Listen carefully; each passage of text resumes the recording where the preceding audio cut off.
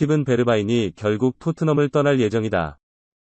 네덜란드판 텔레그래프의 마이크 페르바이 기자는 3일 한국 시간 아약스와 베르바인은 5년 계약에 합의할 것이다.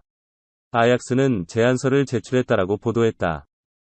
베르바인은 네덜란드 명문 구단인 아약스와 PSV 에인트호번에서 유스 생활을 거친 뒤 2014년 에인트호번에서 프로에 데뷔했다.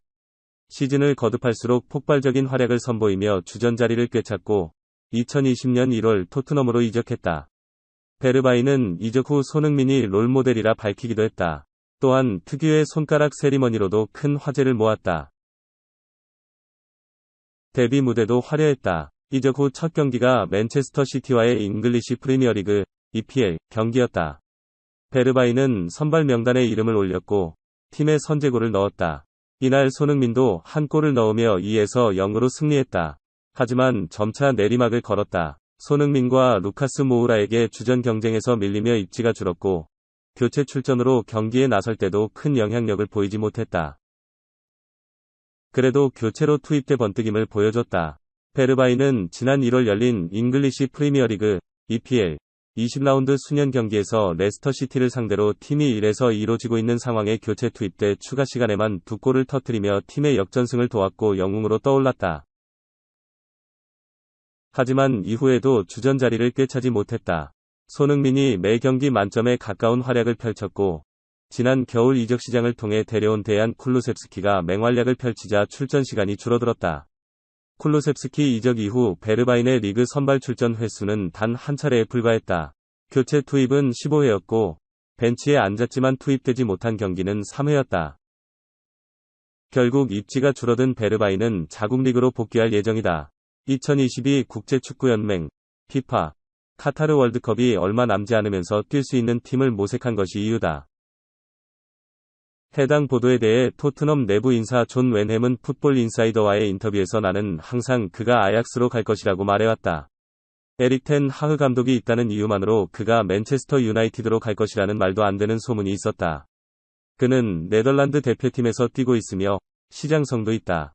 에리디비시로 떠날 것이다라고 이적설에 무게를 실었다.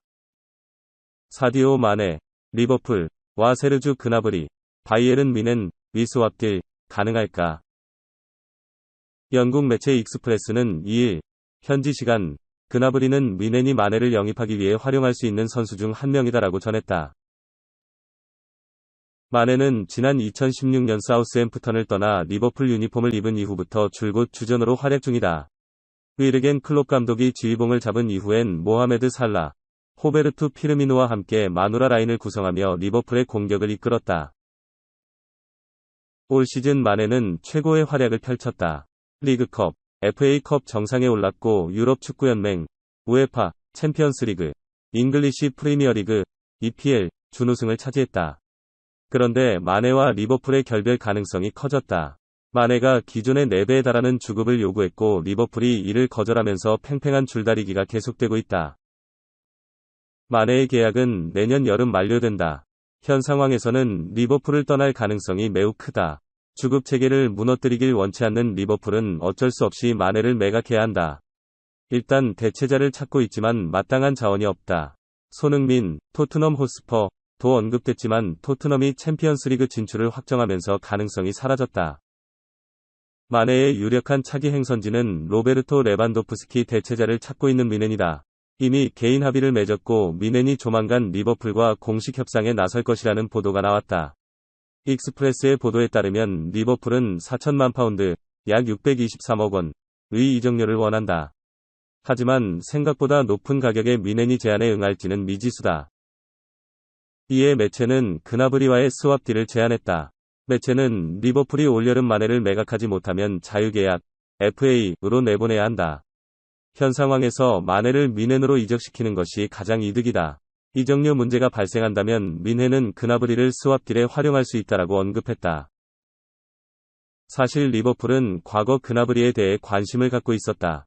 클롭은 그나브리의 열렬한 팬이며 그나브리 역시 마네와 마찬가지로 내년 계약이 만료된다.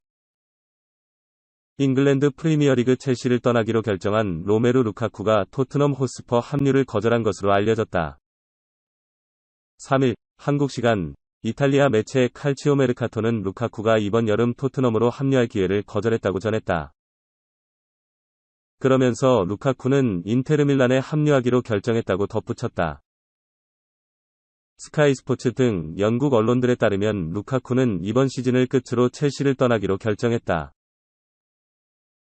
최근 루카쿠의 변호인이 친정팀 인테르 밀란과 접촉한 것으로 알려져 이적이 확실시됐다. 안토니오 콘테 토트넘 호스퍼 감독은 모든 포지션에 걸쳐 최소 6명을 영입할 것을 구단에 요구했고, 공격수 포지션에선 루카쿠가 영입 대상으로 떠올랐다. 루카쿠는 2019에서 20시즌 콘테 감독과 함께 인테르 밀란에서 세리에 A 우승을 합작했다. 또 다른 우승 멤버인 인테르 밀란 윙어 이반 페리시치, 33가 토트넘에 합류한 이후로 콘테 감독과 재회를 원했다고 거론하면서 루카쿠 역시 같은 이유로 토트넘에 합류할 가능성이 제기됐다. 루카쿠는 이번 시즌을 앞두고 9,750만 파운드, 약 1,520억 원, 의 인테르 밀란을 떠나 첼시 유니폼을 입었다. 첼시 구단 역사상 최고 이적료다. 맨체스터 유나이티드에서 부진을 깨고 인테르 밀란에서 전성기를 구가한 만큼 토마스 투엘 감독 체제에서 핵심이 될 것이라는 기대를 모았으나 경기를 치를수록 부진한 경기력을 보였고 입지가 줄었다. 투엘 감독은 루카쿠를 벤치에 두고 카이 하베르츠를 제로톱으로 활용하면서 루카쿠와 결별을 암시했다. 게다가 루카쿠는 이탈리아 언론과 인터뷰에서 첼시에서 행복하지 않다.